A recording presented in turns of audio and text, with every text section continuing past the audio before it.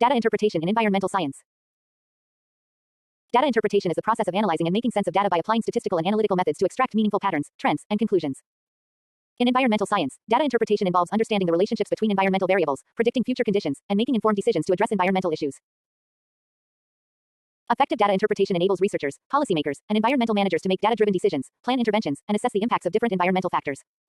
The ability to interpret data accurately is essential for conducting environmental assessments, monitoring pollution, studying climate change, and managing natural resources. Key steps in data interpretation.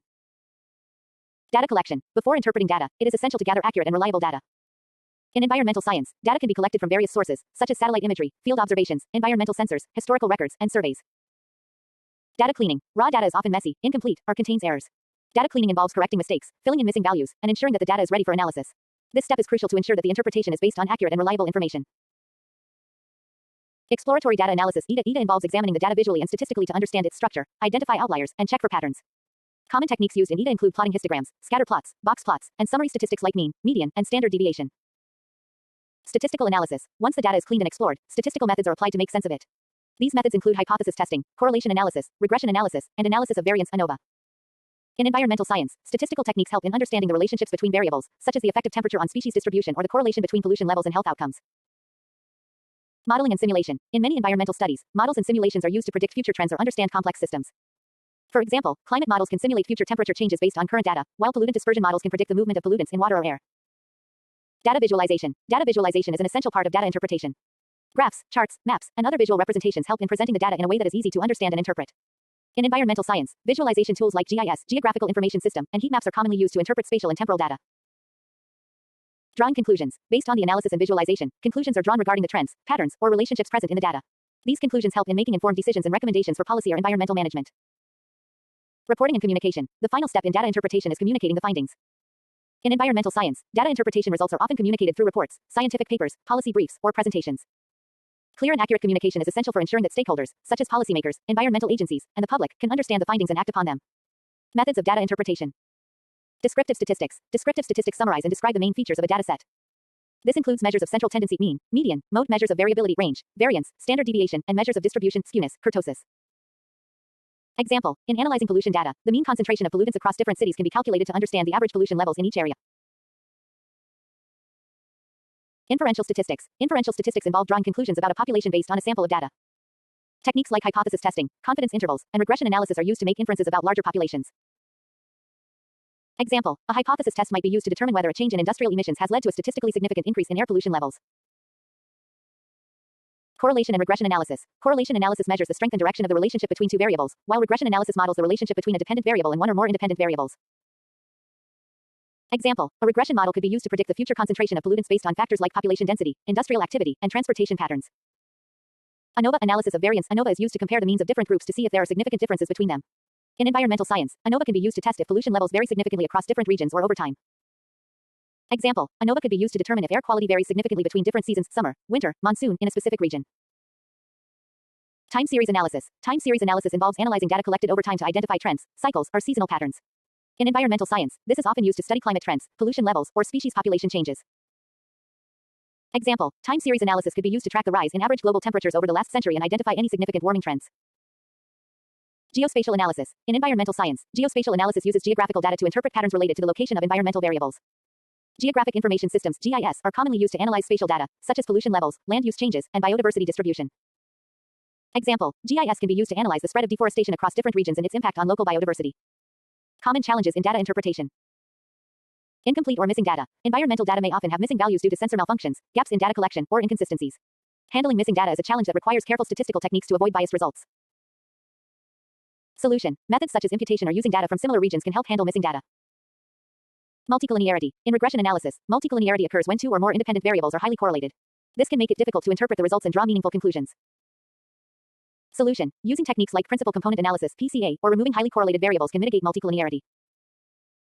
Confounding variables. Confounders are variables that are not included in the analysis but can influence the relationship between the dependent and independent variables. Failing to account for confounders can lead to misleading conclusions. Solution. Including relevant confounding variables in the analysis or using statistical methods like stratification or multivariate regression can help address confounding. Overfitting or underfitting. In predictive modeling, overfitting occurs when a model is too complex and captures noise in the data, while underfitting occurs when the model is too simple to capture the underlying patterns. Solution. Balancing model complexity and validation techniques like cross-validation can help in preventing overfitting or underfitting. Applications of data interpretation in environmental science. Air quality monitoring. Data interpretation is crucial for analyzing air quality data from monitoring stations. By interpreting the data, environmental scientists can assess pollution trends, identify sources of pollutants, and make recommendations for improving air quality. Example, interpreting data on PM 2.5 levels can help identify areas with high pollution and design policies to mitigate health risks. Climate change studies. Interpreting climate data helps scientists understand the impact of human activities on global warming, changes in precipitation patterns, and sea level rise. Models and simulations can predict future climate scenarios based on current data. Example, interpreting data from climate models can help predict the potential effects of rising global temperatures on ecosystems and human populations. Water quality assessment. Water quality data, such as the concentration of pollutants, pH levels, and dissolved oxygen, needs to be interpreted to assess the health of aquatic ecosystems and the safety of water resources for human use. Example, data interpretation can reveal the effects of industrial waste on water bodies and help in setting regulatory limits on water pollutants. Biodiversity conservation. Interpreting species distribution data can help identify areas with high biodiversity value and prioritize them for conservation efforts. Data on habitat loss, species population trends, and environmental stressors are crucial for creating effective conservation strategies. Example, analyzing species population data can help in identifying endangered species and areas that require immediate conservation attention. Previous year questions. What is the primary objective of exploratory data analysis (EDA) in environmental science? A. To summarize data and uncover patterns. B. To perform hypothesis testing. C. To build predictive models. D. To conduct time series analysis. Answer. A. To summarize data and uncover patterns. Year, 2021. Which statistical method is most appropriate to assess the relationship between temperature and species distribution? A. ANOVA. B. Regression analysis. C. Chi-square test. D. Time series analysis. Answer. B. Regression analysis. Year, 2020. What is a key challenge in interpreting environmental data from multiple sources? A. Data consistency and quality. B. Data visualization. C. Data cleaning. D. Data storage. Answer. A. Data consistency and quality. Year, 2022. Data interpretation is an essential skill in environmental science, providing insights into complex systems and supporting evidence-based decision-making. By employing various statistical, analytical, and visualization techniques, environmental scientists can draw meaningful conclusions and contribute to effective environmental management. You said. Data and governance. ChatGPT said. Data and governance in environmental science. Data and governance in the context of environmental science refer to the processes, policies, and systems used to manage and utilize environmental data to support effective decision-making, ensure accountability, and guide the sustainable management of natural resources.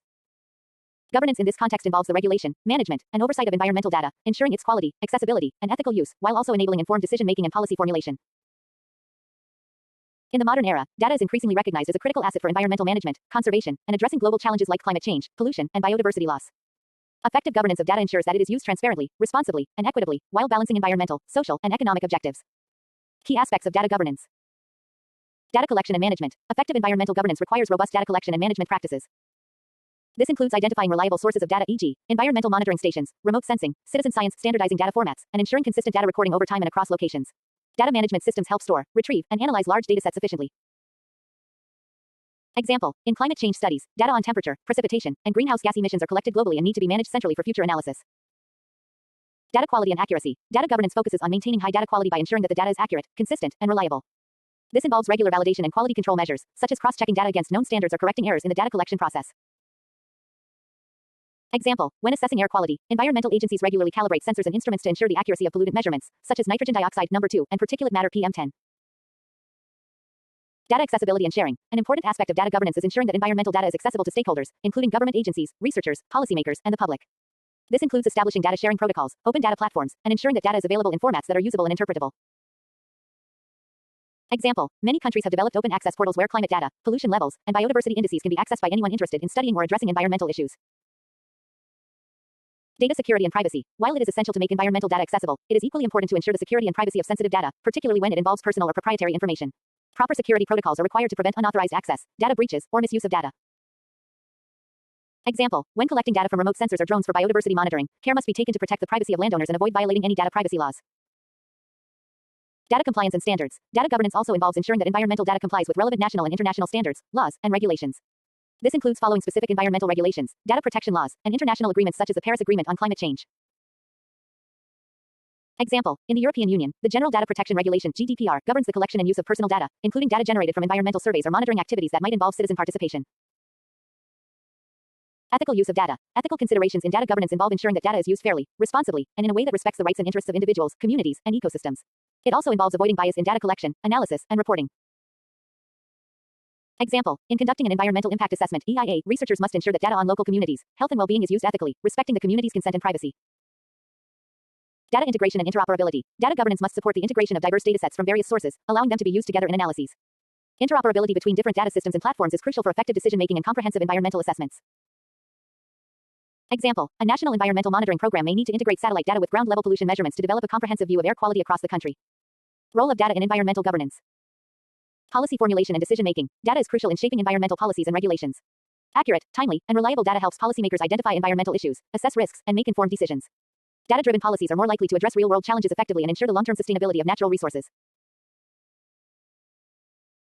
Example, in formulating climate policies, governments rely on data about greenhouse gas emissions, energy consumption, and carbon footprints to create targeted emission reduction strategies. Monitoring and evaluation. Ongoing monitoring of environmental conditions and the effectiveness of governance policies is essential for adaptive management. Environmental data enables continuous tracking of progress toward goals, such as reducing pollution, conserving biodiversity, or mitigating climate change. Example, data on air quality and emissions is used to assess the success of policies aimed at reducing urban air pollution, such as implementing stricter vehicle emission standards or promoting electric vehicles. Environmental reporting and accountability. Data governance frameworks also play a key role in ensuring accountability in environmental decision-making. Environmental reporting and accountability. Data governance frameworks also play a key role in ensuring accountability in environmental decision-making. By tracking and reporting environmental data, governments and organizations can be held accountable for their actions. This is especially important for meeting international commitments, such as the United Nations Sustainable Development Goals (SDGs) and other environmental agreements. Example, reporting on biodiversity indicators helps track progress on targets set by international treaties such as the Convention on Biological Diversity. Public participation and transparency. Data governance fosters transparency and public participation by making environmental data publicly accessible. Public participation is crucial for ensuring that communities and stakeholders are informed, involved, and able to contribute to environmental decision-making processes. Example, citizen science initiatives, where members of the public collect and report environmental data, help increase public awareness of environmental issues and contribute valuable data for decision-making. Crisis management and response. In the event of environmental crises, such as natural disasters, oil spills, or chemical leaks, data governance is essential for rapid and effective response. Timely, accurate data enables authorities to assess the scale of the disaster, identify affected areas, and mobilize resources efficiently. Example, during a wildfire, satellite imagery and real-time data from ground sensors can be used to assess the spread of the fire and deploy emergency services. Data governance frameworks. International data standards. Various international organizations have developed standards for environmental data, ensuring that data is collected, analyzed, and reported consistently across different countries and regions. The Global Environmental Monitoring System, GEMS, and the Global Biodiversity Information Facility, GBIF, are examples of platforms that standardize and share environmental data globally. National data frameworks. Many countries have national frameworks for managing environmental data, including laws, regulations, and government agencies tasked with overseeing data collection and management. These frameworks ensure that environmental data is aligned with national priorities and is consistent across different sectors and levels of government. Example, in the U.S., the Environmental Protection Agency, EPA, oversees environmental data collection, reporting, and compliance with environmental laws. Data governance policies and guidelines. Governments and organizations establish data governance policies and guidelines to ensure the ethical, legal, and responsible use of environmental data. These policies cover aspects such as data privacy, security, access, and sharing, and are often developed with input from stakeholders, including scientists, policymakers, and the public. Challenges in data governance. Data fragmentation. Environmental data is often fragmented across different sources and platforms, making it difficult to integrate and analyze comprehensively. Ensuring interoperability between different data systems is a key challenge. Data scarcity and accessibility. In many parts of the world, there is limited access to high-quality environmental data, particularly in developing regions. Addressing data gaps and improving data accessibility is crucial for effective governance. Data overload. The increasing volume of environmental data from sensors, satellites, and monitoring systems can overwhelm decision makers. Effective data management and filtering techniques are needed to prioritize the most relevant data for analysis. Political and institutional challenges. Data governance is often influenced by political and institutional factors, including vested interests, lack of coordination, and resistance to data sharing. Overcoming these challenges requires strong political will and institutional collaboration. Previous year questions. Which of the following is a key principle of data governance in environmental science? A. Data security. B. Data fragmentation. C. Data overload. D. Data scarcity. Answer. A. Data security. Year 2021. What is the primary role of data in environmental policy formulation? A. To collect historical data. B. To assess risks and impacts. C. To monitor public participation. D. To limit data accessibility. Answer. B. To assess risks and impacts. Year 2020. Which organization is responsible for global environmental data sharing? A. World Health Organization. WHO. B. United Nations Environment Program. UNEP. C. Global Biodiversity Information Facility. GBIF. D. Environmental Protection Agency. EPA. Answer. C. Global Biodiversity Information Facility. GBIF. Year 2022. Effective data governance is integral to addressing environmental challenges and ensuring sustainable management of resources. By maintaining data quality, transparency, and accessibility, and adhering to ethical standards, data can serve as a powerful tool for environmental decision-making and policy development. You said. Information and Communication Technology. ICT. General abbreviations and terminology. ChatGPT said. Information and Communication Technology. ICT. General abbreviations and terminology. Information and Communication Technology (ICT) refers to the broad range of technologies used to handle telecommunications, broadcast media, intelligent building management systems, audiovisual processing and transmission systems, intelligent transport systems, and network-based control and monitoring functions. ICT is fundamental to modern society, facilitating everything from the global economy to day-to-day communication. Understanding the abbreviations and terminology associated with ICT is essential for anyone studying or working in the field. General abbreviations in ICT. ICT, Information and Communication Technology, refers to technologies used for communication, computing, and data management. IT, Information Technology, the use of computers, storage, networking, and other physical devices, infrastructure, and processes to create, process, store, secure, and exchange all forms of electronic data. IP, Internet Protocol, a set of rules governing the format of data sent over the Internet or local network. Most notably, it defines addressing methods, such as IP addresses. URL, Uniform Resource Locator, the address of a resource on the Internet, commonly known as a web address. HTTP, Hypertext Transfer Protocol, the foundation of data communication for the World Wide Web. It defines how messages are formatted and transmitted, and how web servers and browsers respond to various commands. HTTPS, Hypertext Transfer Protocol Secure, an extension of HTTP that ensures secure communication over a computer network by encrypting the data transferred between the web browser and the server. TCP/IP, Transmission Control Protocol, Internet Protocol, a set of communication protocols used to interconnect devices on the Internet and local networks. LAN, Local Area Network, a network of computers and devices that are interconnected within a limited area, like a building or a campus. WAN, Wide Area Network, a telecommunications network that extends over a large geographical area for the primary purpose of computer networking. VPN, Virtual Private Network, a service that encrypts your internet traffic and protects your online identity, creating a secure connection to the Internet. Wi-Fi, Wireless Fidelity, a technology for wireless local area networking with devices based on the IEEE 802.11 standards. DNS, Domain Name System, a system that translates human-readable domain names, e.g., into machine-readable IP addresses. USB, Universal Serial Bus, a standard for connecting peripherals to a computer and transferring data between devices. CDN, Content Delivery Network, a system of distributed servers that deliver web content and services to users based on their geographic locations. SEO, Search Engine Optimization, the practice of improving the ranking of a website on search engines to increase online visibility. AI, Artificial Intelligence, the simulation of human intelligence in machines that are programmed to think and learn. ML, Machine Learning, a subset of AI that involves the development of algorithms that allow computers to learn from and make predictions on data. IoT, Internet of Things, a network of physical objects, devices, vehicles, appliances, that are embedded with sensors, software, and other technologies to connect and exchange data over the Internet. BI, Business Intelligence, the process of analyzing data to help organizations make informed business decisions, often using analytics tools. SMS, Short Message Service, a text messaging service for sending short text messages between mobile devices. SMSC, Short Message Service Center, a message center responsible for sending, receiving, storing, and forwarding SMS messages in mobile networks. RDBMS, Relational Database Management System, a database system that uses a relational model to store and manage data, where data is stored in tables. XML, Extensible Markup Language, a markup language that defines rules for encoding documents in a format that is both human-readable and machine-readable. JSON, JavaScript Object Notation, a lightweight data interchange format that is easy for humans to read and write and easy for machines to parse and generate. FTP, File Transfer Protocol, a standard network protocol used to transfer files between a client and a server over a network. SaaS, Software as a Service, a software delivery model where applications are hosted by a provider and made available over the Internet on a subscription basis. PaaS, Platform as a Service, a cloud computing model that provides a platform allowing customers to develop, run, and manage applications without dealing with the infrastructure. IaaS, Infrastructure as a Service, a form of cloud computing that provides virtualized computing resources over the Internet, including servers, storage, and networking. Cloud computing, the delivery of computing services such as storage, processing, and networking over the Internet, providing flexible and on-demand access to resources. GDPR, General Data Protection Regulation, a regulation in EU law that governs data protection and privacy for individuals within the European Union and the European Economic Area.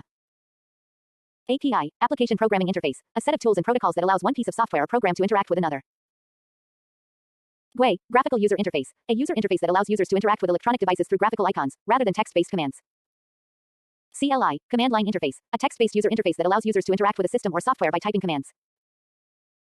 BIOS, Basic Input-Output System, the firmware that initializes hardware during the booting process and provides a runtime environment for the operating system.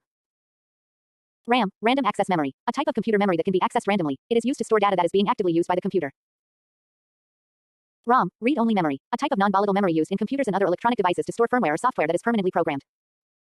LAN, Local Area Network, a network that connects computers within a limited area such as a home, office, or campus. VPN, Virtual Private Network, a service that encrypts your internet traffic and provides a secure connection to a network over the Internet, ensuring data privacy. BYOD, Bring Your Own Device, a policy that allows employees to use their personal devices, smartphones, laptops for work-related tasks. MLM, Multi-Level Marketing, a business strategy in which companies recruit individuals to sell products and earn commissions not only on their sales but also on the sales made by their recruits. Terminology in ICT. Bandwidth, the amount of data that can be transmitted over a network in a given amount of time, typically measured in bits per second (bps). High bandwidth indicates a faster connection. Firewall, a network security system designed to monitor and control incoming and outgoing network traffic based on predetermined security rules. Cloud computing, the practice of using remote servers hosted on the Internet to store, manage, and process data, rather than using local servers or personal computers. Encryption, the process of converting data into a coded format to prevent unauthorized access. Decryption is the process of converting encrypted data back into its original form. Malware, malicious software.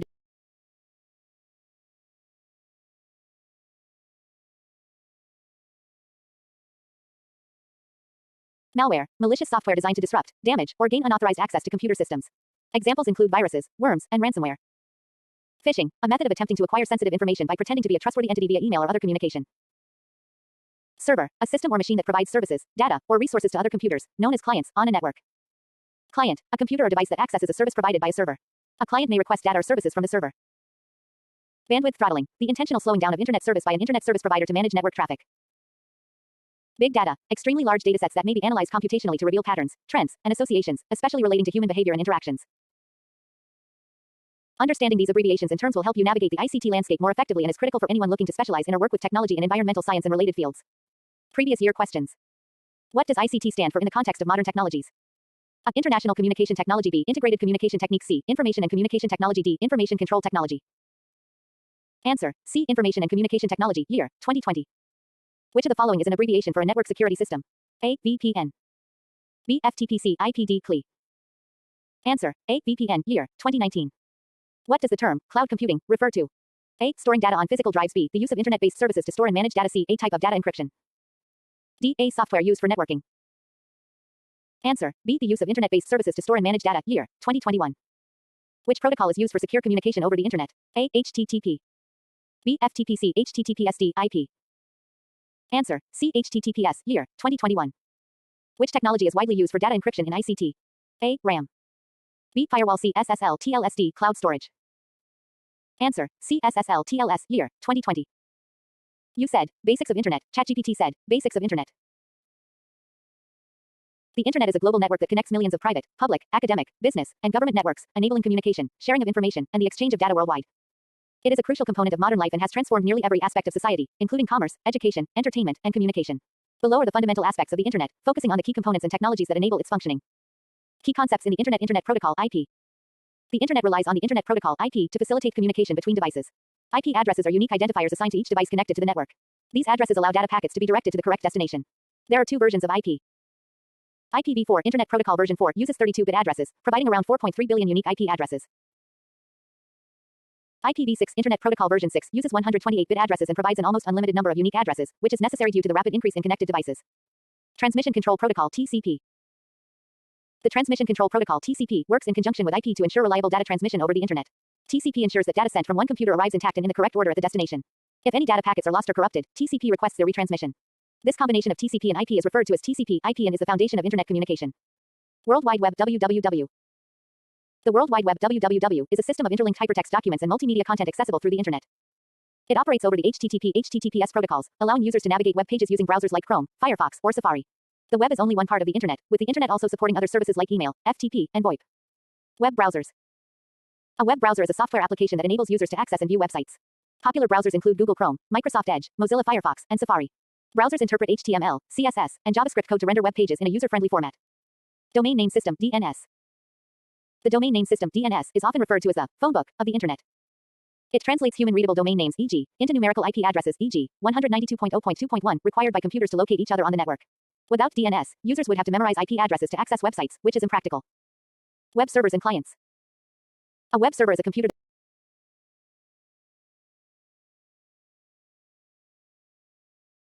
A web server is a computer that stores web pages and delivers them to clients' web browsers when requested.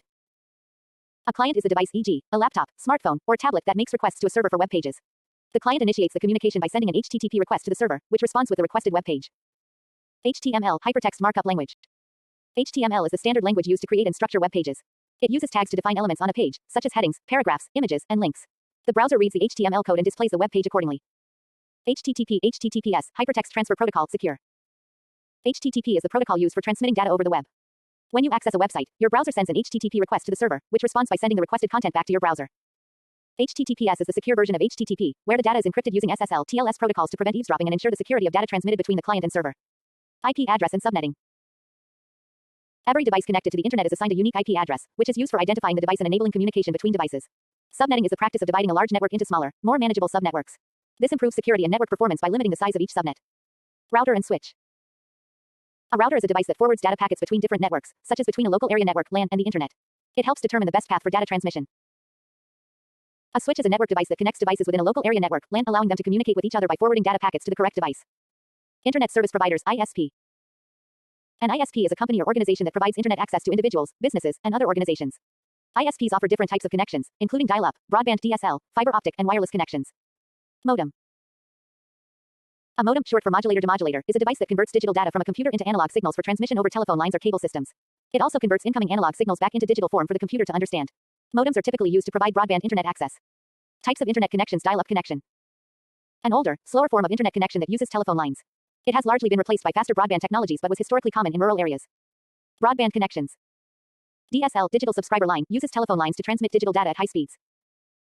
Fiber optic, uses light signals to transmit data at incredibly high speeds and over long distances. Cable broadband, uses coaxial cables to deliver broadband internet. Wi-Fi.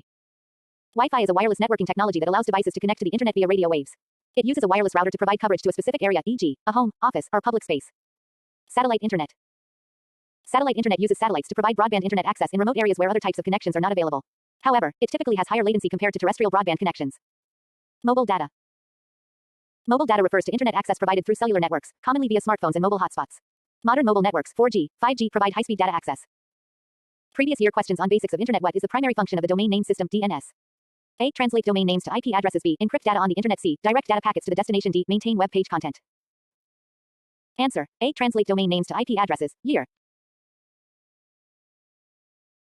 Answer. A. Translate domain names to IP addresses. Year, 2020. Which protocol is used for secure communication over the internet? A. HTTP. B. HTTPS. C. FTPD. IP. Answer. B. HTTPS. Year, 2019. What does TCP/IP stand for? A. Transmission Control Protocol, Internet Protocol. B. Transmission Control Protocol, Internet Process. C. Transfer Control Protocol, Internet Protocol. D. Transmission Control, Internet Protocol. Answer. A Transmission Control Protocol, Internet Protocol. Year, 2021. What is the primary purpose of an IP address? A. To encrypt data. B. To uniquely identify devices on the network. C. To provide secure connections. D. To serve as a backup for DNS. Answer. B. To uniquely identify devices on the network. Year, 2020. Which of the following is an example of a wireless internet connection? A. Fiber optic.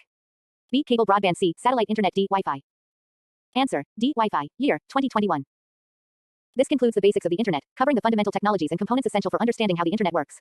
These concepts are crucial for further study and practical application in areas related to networking, communication, and technology development. You said, internet. ChatGPT said, internet. An internet is a private network that is used within an organization to share information, resources, and services securely among its members, employees, or authorized users. It is similar to the internet, but its scope is limited to a specific group of users, such as employees within a company or members of an institution. The main purpose of an internet is to enhance communication, collaboration, and the sharing of information within an organization while keeping that data secure from external access. Key features of an internet private network. Unlike the internet, which is a global network accessible by anyone with an internet connection, an internet is confined to an organization. It can be accessed only by people who have authorization, typically through passwords, access controls, and specific security measures. Security. Internet networks are protected by firewalls, encryption, and secure login protocols to ensure that sensitive organizational data is not exposed to unauthorized users. This makes internets more secure than the open internet, as they allow control over who can access specific resources. Communication and collaboration. Intranets enable easy communication between employees and departments, facilitating the sharing of documents, messages, news, announcements, and more. Collaboration tools such as forums, instant messaging, and video conferencing are often integrated into the internet, helping improve teamwork and efficiency. Centralized resource sharing. Organizations often use intranets to store internal resources such as policy documents, employee handbooks, project files, and databases. These resources can be accessed quickly and easily by authorized users, reducing time spent searching for documents and improving overall workflow. Document management. Intranets often include systems for document management, allowing employees to upload, edit, share, and store documents securely. Version control is also an essential feature in internet systems to ensure that users always have access to the latest version of a document. Applications and services.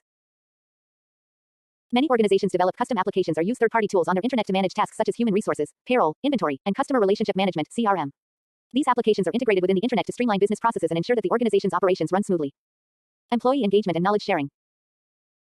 An internet often hosts forums, blogs, and knowledge-sharing platforms where employees can post ideas, discuss strategies, and share insights. These features foster a culture of collaboration and innovation, helping to improve the organization's overall performance. Access control and permissions. Access to an internet is usually restricted to authorized users within the organization. Different levels of permissions can be set for different employees, allowing them to access specific files, applications, or pages based on their roles or department. Internal websites. Many intranets include internal websites or portals where employees can check company news, announcements, and other important updates. These websites serve as a hub for all internal communications, offering a central location for employees to stay informed. How internet works. Network infrastructure. The internet relies on the same network infrastructure as the internet, such as routers, switches, and servers. However, the internet's network is separate from the internet and typically uses a private IP address range, which is not accessible from outside the organization. Server and web technologies. Internet websites and applications are hosted on web servers. These servers provide access to internal websites, applications, and data by responding to HTTP requests from users within the network. Content management systems, CMS, are commonly used to organize and manage the content that appears on the internet. Access methods. Users within the organization typically access the internet through a web browser, much like they would access the internet. However, the internet can only be accessed via the internal network or through a virtual private network, VPN, if users are working remotely. VPN, virtual private network. In cases where employees are working from remote locations, they can access the internet by using a VPN. A VPN encrypts the user's internet connection, allowing them to securely access the internal network of the organization as if they were physically present within the office. Authentication and authorization. Authentication mechanisms, such as usernames and passwords, ensure that only authorized users can access the internet. In many cases, organizations use single sign-on (SSO) systems to streamline the authentication process, allowing employees to access all internal applications with one set of credentials. Types of internet systems. Traditional internet.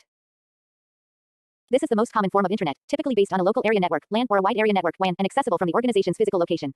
It hosts files, applications, and internal websites on servers within the network. Cloud-based internet.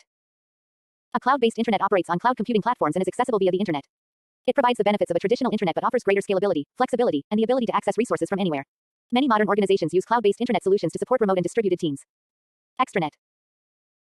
An extranet is a type of internet that extends access to external users, such as business partners, suppliers, or clients. It allows for secure data exchange between an organization and outside parties, while maintaining control over what information can be accessed. Benefits of an internet. Improved communication. Intranets provide a centralized platform for internal communication, reducing misunderstandings and enhancing collaboration across different departments or locations. Increased efficiency. By offering easy access to important resources, tools, and information, intranets help streamline daily tasks and increase overall productivity. Enhanced security. Internet systems are isolated from the public internet, making them more secure and reducing the risk of external cyber threats. Advanced encryption methods ensure that sensitive organizational data remains protected. Cost savings. Intranets reduce the need for physical documentation, lower the cost of communication, and eliminate the need for costly in-person meetings, especially for organizations with multiple branches or remote employees. Knowledge management. By centralizing information, intranets provide a platform for employees to access and share knowledge, improving organizational learning and innovation. Previous year questions on internet. Which of the following is the primary purpose of an internet? A. To provide access to the global network. B. To facilitate internal communication within an organization. C. To connect devices to the internet. D. To store external data. Answer. B. To facilitate internal communication within an organization. Year, 2021. What type of network allows employees to access internal resources from remote locations using secure methods? A. VPN. B. Local area network. C. Wide area network. D. Internet. Answer. A. VPN. Year, 2020. Which of the following best describes the role of a firewall in an internet? A. It helps users to log into the internet. B. It protects the internet from unauthorized external access. C. It manages the organization's files. D. It is responsible for web page rendering. Answer. B. It protects the internet from unauthorized external access. Year, 2019. What is the key feature of a cloud-based internet? A. It is only accessible on local devices. B. It requires physical hardware to operate. C. It allows access from anywhere using the internet. D. It does not require security measures. Answer. C. It allows access from anywhere using the internet. Year, 2021. Which protocol is primarily used to transmit data between users and internet servers? A. FTP. B. HTTPC, SMTPD, POP3. Answer. B. HTTP. Year, 2020. In summary, the internet is a vital tool for organizations to improve communication, resource management, and collaboration in a secure environment. Understanding its components, structure, and functioning is crucial for professionals working in IT, network administration, and organizational management. You said, email. ChatGPT said, email. Electronic mail. Email is one of the most widely used methods of communication today, both for personal and professional purposes. It allows users to send messages, documents, and other types of digital information over the internet.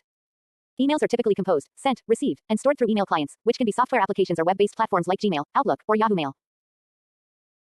Email revolutionized communication by offering an immediate, efficient, and cost-effective way to exchange information, replacing traditional mail systems for many users. It allows for the transmission of text, images, videos, documents, and links, making it a versatile tool for business, education, government, and social communication. Components of an email sender's address. From. This is the email address of the person or entity sending the email. It allows the recipient to know the source of the message and serves as the return address for any replies. Recipient's address. 2. The address to which the email is being sent. It can be an individual or a group email. Multiple addresses can be added in the to field. Subject line. The subject line provides a brief summary of the content of the email. It helps the recipient understand the purpose of the email before opening it and is important for organization and prioritization of messages. Body of the email. This is the main content of the email. It can include text, images, attachments, and links. The body of the email is where the message is delivered, and it is often structured into paragraphs for clarity. Attachments. Files that are sent along with the email, such as documents, images, videos, or presentations. Attachments are commonly used in business settings to share documents that need to be reviewed, signed, or edited. CC carbon copy. The CC field allows the sender to send a copy of the email to others who are not the primary recipients. These individuals are kept in the loop, but they are not the main audience for the message. BCC blind carbon copy. Similar to CC, but the recipients in the BCC field remain hidden from each other. It ensures privacy when sending an email to a large number of recipients, and the recipients won't know who else received the email. Signature. An email signature is typically an automatic block of text placed at the end of an email. It may include the sender's name, job title, contact information, and any other relevant details. Signatures are useful for professional communication. Date and time. Every email has a timestamp indicating when it was sent. This is important for organizing and tracking email exchanges, particularly in business contexts. Types of email. Personal email.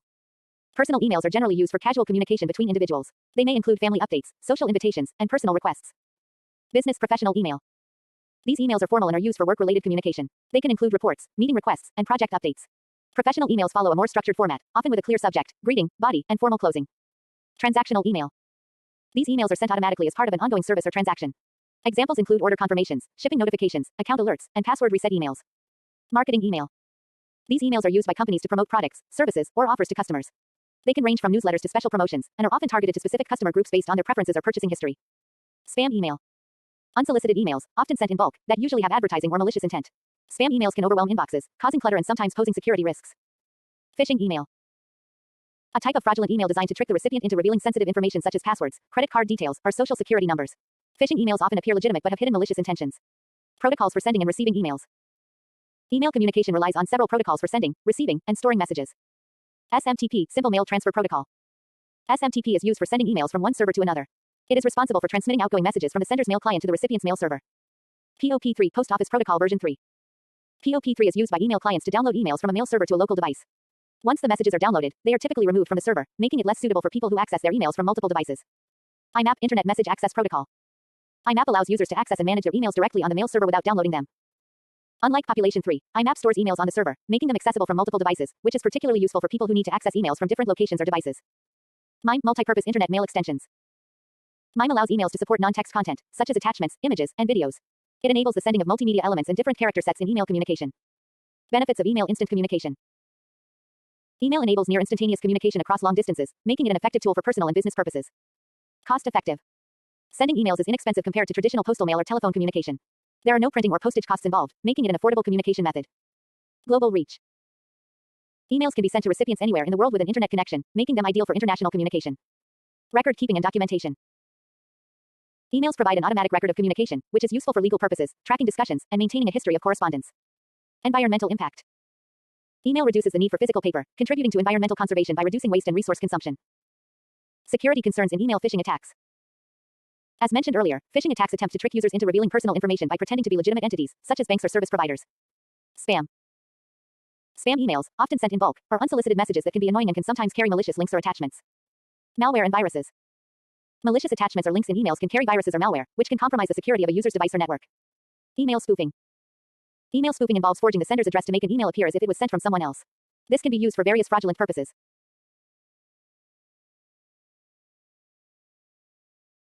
Spam emails, often sent in bulk, are unsolicited messages that can be annoying and can sometimes carry malicious links or attachments. Malware and viruses. Malicious attachments or links in emails can carry viruses or malware, which can compromise the security of a user's device or network. Email spoofing. Email spoofing involves forging the sender's address to make an email appear as if it was sent from someone else. This can be used for various fraudulent purposes. Encryption. To ensure privacy, sensitive emails can be encrypted, which converts the message into unreadable text for anyone who does not have the proper decryption key. Previous year questions on email. Which of the following is true about the IMAP protocol? A. IMAP downloads emails to the local device and removes them from the server. B. IMAP is used for sending emails. C. IMAP allows access to emails from multiple devices. D. IMAP is not compatible with mobile devices. Answer. C. IMAP allows access to emails from multiple devices. Year, 2020. Which of the following best describes phishing? A method to secure email communication. B. A form of email marketing. C. A fraudulent attempt to acquire sensitive information via email. D. A tool to encrypt emails. Answer. C. Phishing. Year, 2019. Which email protocol is used for sending emails? A. IMAP. B. SMTPC POP3D MIME. Answer. B. SMTP. Year, 2021. What is the primary function of a BCC field in an email? A. To keep the recipient's identities hidden from each other. B. To attach files to the email. C. To indicate the subject of the email. D. To reply to all recipients in a message. Answer. A. BCC. Year, 2020. Which of the following is an example? Which of the following is an example of email malware? A. Sending an attachment with a document. B. A suspicious link in the email body leading to a harmful website. C. Using an email signature. D. Enabling a reply all option.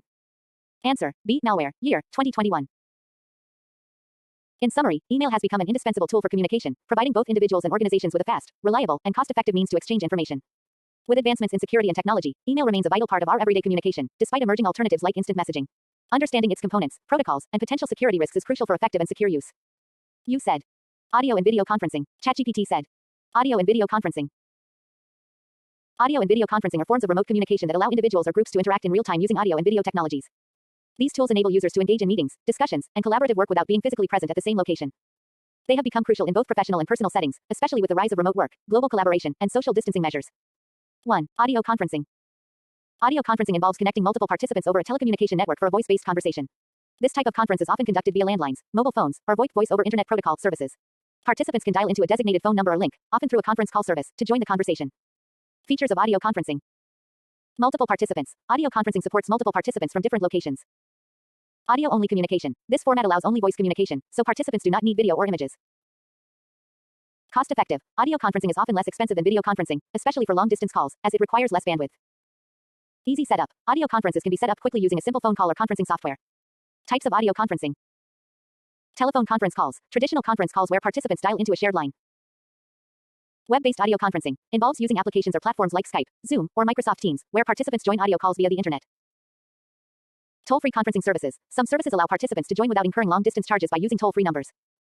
Applications of audio conferencing. Business meetings. Audio conferencing is frequently used in corporate environments for team meetings, client discussions, and interviews. Education. It is used in online learning environments to facilitate group discussions and lectures. Customer support. Audio conferencing can be used for support calls, where multiple experts or representatives are required to resolve an issue. 2. Video conferencing. Video conferencing is an advanced form of audio conferencing that allows participants to communicate using both video and audio. It requires more technological infrastructure than audio conferencing and usually requires internet access, a camera, microphone, and conferencing software or platforms. Features of video conferencing. Real-time visual communication. Participants can see and interact with each other face-to-face, which enhances communication, especially in business and educational settings. Support for visual aids. Video conferencing allows the sharing of presentations, documents, and whiteboards in real time, facilitating better collaboration. Screen sharing. Participants can share their computer screen or specific applications, which is essential for remote presentations, demonstrations, and team collaborations. Integration with other tools. Video conferencing tools often integrate with other productivity tools like calendars, file sharing platforms, and project management software. Types of video conferencing. One-on-one video calls. Simple video calls between two participants, often for personal or professional conversations. Multi-participant video conferences. These are designed for larger meetings involving multiple participants, allowing group discussions, presentations, and collaborative work. Platforms like Zoom, Google Meet, and Microsoft Teams are popular for such meetings. Webinars. A type of video conference aimed at a larger audience, often used for educational purposes, marketing, or product demonstrations. Unlike traditional video conferencing, webinars typically have one or few presenters and many viewers. Virtual collaboration rooms. These are advanced video conferencing setups designed for larger organizations, where participants can interact in a dedicated virtual space with tools like document sharing, real-time collaboration, and advanced integrations. Applications of video conferencing.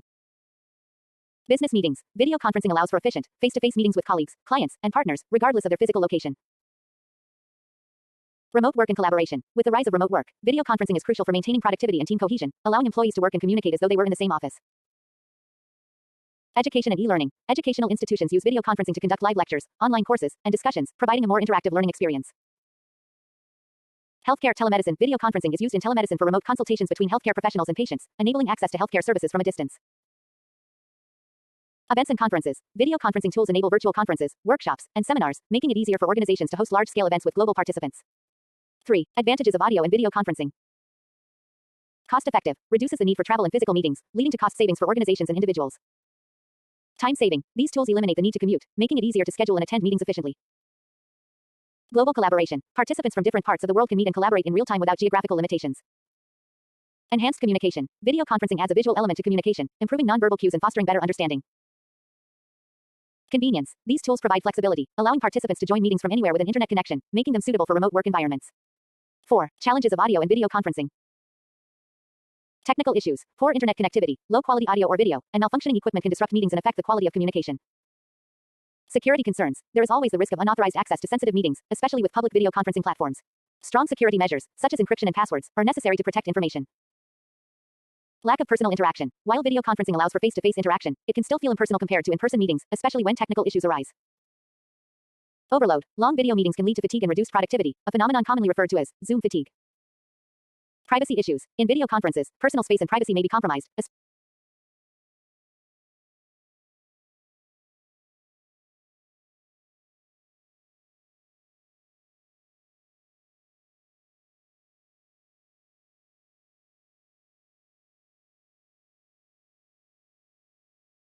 Privacy issues. In video conferences, personal space and privacy may be compromised, especially when participants are joining from home or shared spaces. 5. Popular audio and video conferencing platforms. Zoom. Widely used for both audio and video conferencing, Zoom supports large meetings, screen sharing, virtual backgrounds, and integrations with other tools. Microsoft Teams. Primarily a collaboration tool, Teams also offers audio and video conferencing, along with chat and file sharing capabilities. Google Meet. A video conferencing tool integrated with Google Workspace, offering high-quality video calls and easy scheduling with Google Calendar. Skype, one of the earliest video calling platforms. Skype supports one-on-one calls and group video calls. Cisco WebEx, a robust conferencing platform used by businesses for meetings, webinars, and virtual events. GoToMeeting, a platform designed for online meetings, offering features like screen sharing, meeting recording, and virtual backgrounds. 6. Previous year questions on audio and video conferencing. Which of the following is an essential feature of video conferencing platforms? A. Instant messaging only. B. Audio only communication. C. Real-time screen sharing. D. Static one-way communication. Answer. C. Real-time screen sharing. Year, 2020. What is the primary benefit of audio conferencing in a business environment? A. It eliminates the need for internet access. B. It enables visual interaction with participants. C. It reduces the need for travel, saving time and money. D. It guarantees high-quality video resolution. Answer. C. Reduces the need for travel. Year, 2021. Which of the following tools is not typically used for video conferencing? A. Zoom. B. Microsoft Teams. C. Slack. D. Google Meet. Answer. C. Slack. Year, 2020. Which type of conferencing system is most suitable for remote learning? A. Audio conferencing. B. Video conferencing. C. Web conferencing. D. Email. Answer. B. Video conferencing. Year, 2019. Which of the following is a common issue faced during video conferencing? A. Participants do not have enough bandwidth. B. Multiple hosts are allowed. C. No interaction during meetings. D. Unlimited participants. Answer. A. Participants do not have enough bandwidth. Year, 2021. Conclusion. Audio and video conferencing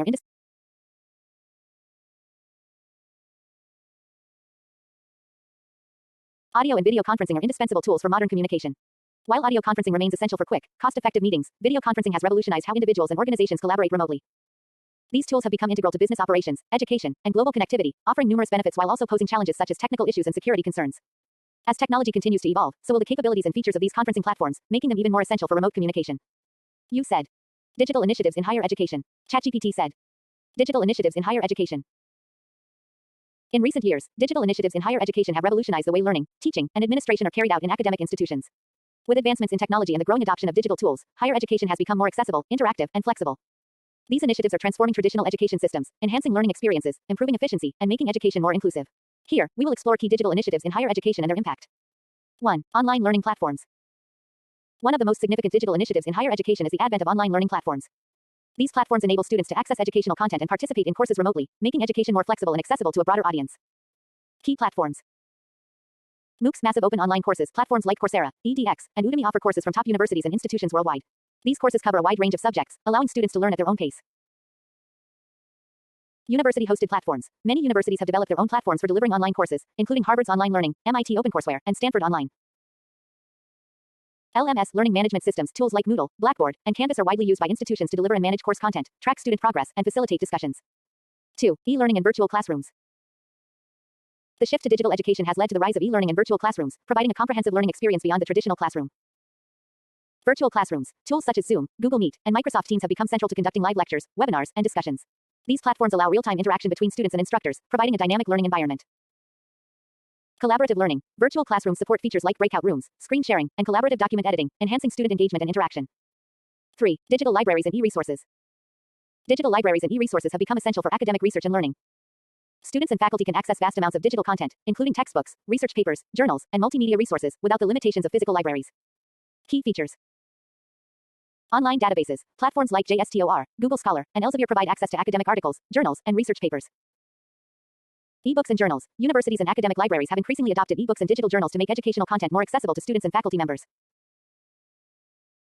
Open educational resources. OER initiatives, like OpenStax and MIT OpenCourseWare, provide free and open access to educational materials, reducing costs for students. 4. Digital assessment and evaluation tools. Digital initiatives have also transformed how assessments and evaluations are conducted in higher education. Online assessments, quizzes, and exams provide a flexible and efficient way to evaluate student performance. Tools and technologies. Online quizzes and exams. Platforms like Google Forms, Moodle, and Quizlet allow for the creation of online quizzes and exams, enabling instructors to assess students remotely. Plagiarism detection. Tools such as Turnitin and Copyscape are used to check for academic integrity and ensure that students submit original work. Automated grading systems. Automated grading software reduces the burden on educators by automatically grading assignments, quizzes, and exams, providing quick feedback to students. 5. Digital administrative solutions. Higher education institutions are increasingly adopting digital solutions for administrative tasks, improving efficiency and streamlining operations. Key digital administrative tools. Student information systems. SIS platforms like Banner, PeopleSoft, and Ellucian are used to manage student records, course registrations, grading, and graduation tracking. E-registration and payment systems. Many universities have introduced online systems for student registration, fee payments, and course selection, eliminating the need for physical paperwork. Digital transcript and certification systems. These systems allow students to request and receive their transcripts and certificates digitally, improving convenience and reducing administrative workloads. 6. Learning analytics. Learning analytics involves the use of data analytics to track and analyze student learning patterns, behaviors, and progress. By collecting data from online activities, assessments, and interactions, institutions can gain valuable insights into how students are performing. Applications of learning analytics. Personalized learning paths. Learning analytics can help identify students' strengths and weaknesses, enabling educators to tailor learning paths and resources for individual students. Predictive analytics. By analyzing student data, institutions can predict outcomes such as course completion rates, identify at-risk students, and implement interventions to improve retention and graduation rates. Curriculum improvement. Institutions can analyze learning data to assess the effectiveness of courses and programs, facilitating continuous improvement in the curriculum. 7. Cloud computing in education. Cloud computing has become a critical component of digital initiatives in higher education. It enables institutions to store, manage, and access data and applications online, providing flexibility and scalability. Benefits.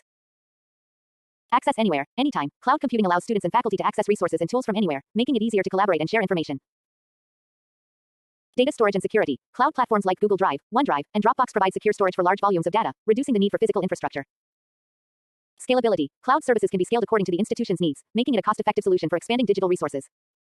8. Artificial intelligence, AI, in education. Artificial intelligence is increasingly being integrated into higher education to enhance teaching, learning, and administration. Applications. Personalized learning. AI-powered tools can analyze student data to provide personalized learning experiences, such as recommending resources based on students' progress and learning preferences. Automated tutoring. AI-driven tutoring systems, such as Duolingo and Coursera's AI Tutor, provide instant support and feedback to students, helping them learn more effectively. Smart classrooms. AI technologies are being integrated into classrooms to automate tasks like attendance taking, grading, and even monitoring student engagement during lectures. 9. Digital collaboration tools. Digital collaboration tools have become vital in supporting teamwork and communication in higher education. These tools facilitate group projects, research collaborations, and student-student interactions. Key tools. Google Workspace for Education offers collaborative tools like Google Docs, Sheets, and Drive, allowing students and faculty to work together on documents, presentations, and spreadsheets in real time. Microsoft Office 365 for Education provides access to collaborative tools such as Word, Excel, PowerPoint, and OneDrive, supporting group work and file sharing. Slack and Trello. These platforms are used to manage projects, communicate, and collaborate effectively, especially in research and team-based activities. 10. Blockchain technology in education. Blockchain technology is being explored for its potential to enhance security, transparency, and efficiency in higher education. Applications. Digital credentials. Blockchain can be used to issue and verify digital certificates, degrees, and diplomas, reducing the risk of fraud and making verification easier for employers and other institutions. Student records. Blockchain can securely store student records, enabling students to control and share their academic history with potential employers or other educational institutions. 11. Previous year questions on digital initiatives in higher education. Which of the following is an example of a digital initiative in higher education? A. Traditional classroom teaching. B. Digital libraries. C. Printed textbooks. D. Paper-based examinations. Answer. B. Digital libraries. Year, 2020. What is the main advantage of using online learning platforms like Coursera and edX? A. Limited access to course materials. B. Free and open access to educational content. C. Only available to university students. D. No interaction with instructors. Answer. B. Free and open access. Year, 2021. Which technology is commonly used to personalize learning experiences in higher education? A. Cloud computing. B. Artificial intelligence. C. Virtual reality. D. 3D printing. Answer. B. Artificial intelligence. Year, 2022. What does a learning management system (LMS) primarily do? A. Conducts live video classes only. B. Manages student enrollment and course material distribution. C. Offers free courses to students. D. Provides physical books for students. Answer. B. Manages student enrollment. Year, 2019. How does blockchain technology benefit higher education? A. Provides free courses to students. B. Secures digital credentials and student records. C. Manages physical libraries. D. Allows paper-based exams. Answer. B. Secures digital credentials. Year, 2021. Conclusion. Digital initiatives in higher education are transforming the learning, teaching, and administrative landscape. From online learning platforms and e-resources to AI-driven personalized education and cloud-based storage, these innovations are making education more accessible, efficient, and adaptable. Institutions that embrace these initiatives can enhance learning outcomes, foster collaboration, and improve administrative functions, thus preparing students for success in the digital age. You said. ICT and governance. ChatGPT said. ICT and governance. The integration of information and communication technology (ICT) in governance is a critical aspect of modernizing and enhancing the efficiency of government operations and services. ICT refers to the use of digital technologies to gather, store, process, and transmit data, facilitating better decision-making and more transparent, accountable governance. The application of ICT in governance aims to streamline public administration, improve the quality of services, foster transparency, and engage citizens in the decision-making process. In this section, we will explore how ICT enhances governance, its applications in various government functions, and its role in creating efficient, accountable, and transparent governance systems. 1. E-governance, concept and benefits. E-governance refers to the use of ICT to provide public services and information to citizens, businesses, and other stakeholders in a more accessible, efficient, and transparent manner. E-governance seeks to enhance public sector operations through digital solutions and improve interactions between the government and citizens. Key benefits of e-governance. Improved transparency. ICT tools enable the government to provide real-time information to the public, reducing corruption and promoting transparency. Increased efficiency. Automation of administrative tasks reduces bureaucratic delays, ensuring faster delivery of services.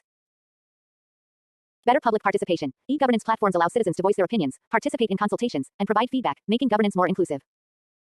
Cost reduction. Digital processes reduce the costs associated with paper-based systems, travel, and human resources.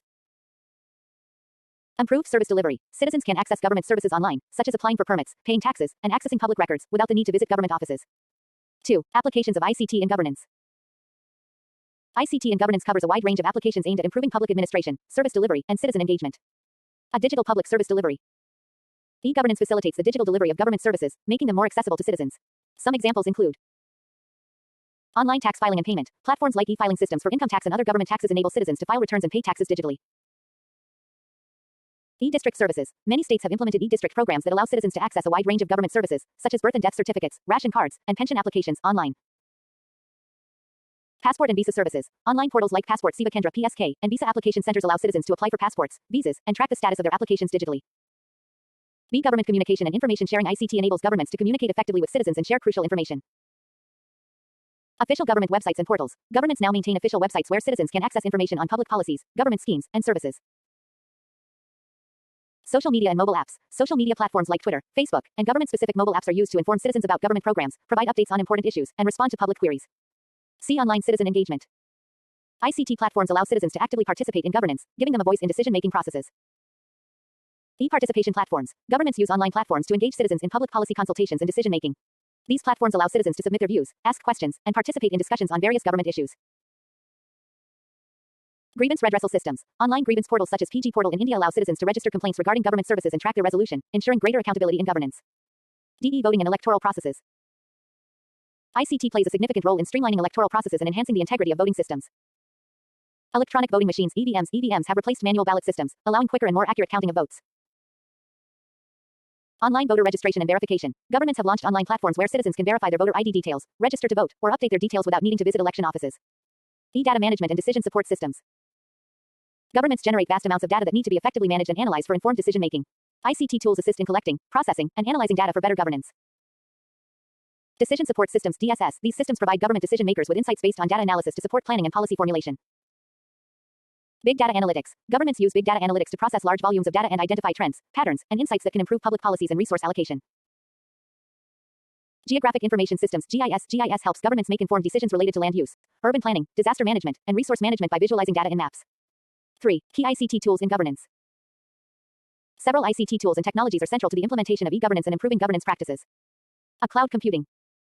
Cloud computing enables governments to store, manage, and access data and applications online. It provides flexibility, scalability, and cost-effectiveness in government operations. Cloud-based platforms. Government services, such as e-filing systems, digital public services, and data management systems, can be hosted on cloud platforms to improve accessibility and reduce costs associated with maintaining physical servers. Blockchain technology. Blockchain offers a secure, transparent, and tamper-proof system for storing and sharing information. Governments are increasingly exploring blockchain for use in digital identity systems. Blockchain can be used to store citizens' identity information securely, reducing the risk of fraud. Supply chain management. Governments can use blockchain to track the movement of goods, ensuring transparency and reducing corruption. See artificial intelligence (AI) and machine learning. AI and machine learning are becoming critical tools for analyzing large volumes of data and automating tasks in governance. AI in decision-making. AI algorithms can assist in making data-driven decisions in areas such as traffic management, law enforcement, and resource allocation. Chatbots and virtual assistants. Governments are deploying AI-powered chatbots to answer citizens' queries and provide assistance online, improving service delivery efficiency. Cybersecurity. With the increasing reliance on digital platforms, cybersecurity is crucial to protect sensitive data and ensure the integrity of e-governance systems. Data encryption. Governments use encryption techniques to secure citizens' personal and financial data. Firewall and anti-malware systems. Governments invest in advanced cybersecurity infrastructure to protect against cyberattacks and data breaches. 4. Challenges in ICT and governance. While ICT has immense potential to improve governance, its implementation faces several challenges. Digital divide. Not all citizens have equal access to ICT infrastructure and digital literacy, especially in rural and remote areas, limiting the effectiveness of e-governance initiatives. Privacy and security concerns. The increased collection of personal data through digital platforms raises concerns about privacy and data protection. Resistance to change. Some government employees and institutions may resist adopting ICT tools due to lack of training or fear of automation replacing jobs. Infrastructure and connectivity issues. Inadequate internet infrastructure, especially in rural areas, hinders the effective implementation of ICT-based governance systems. 5. Previous year questions on ICT and governance. Which of the following is a key benefit of using ICT in governance? A. Reduced citizen participation. B. Increased transparency and accountability. C. Increased bureaucratic delays. D. Higher government expenses. Answer. B. Increased transparency. Year, 2019. Which technology is used to provide secure, tamper-proof digital records in governance? A. Cloud computing. B. Blockchain technology. C. Artificial intelligence. D. Geographic information system. Answer, B. Blockchain technology, year, 2020. Which of the following platforms allows citizens to track the status of their complaints in India? A. E-District Services, B. PG Portal. C. Passport Seva Kendra, D. Online tax filing system. Answer, B. PG Portal, year, 2021. What is the role of GIS in governance?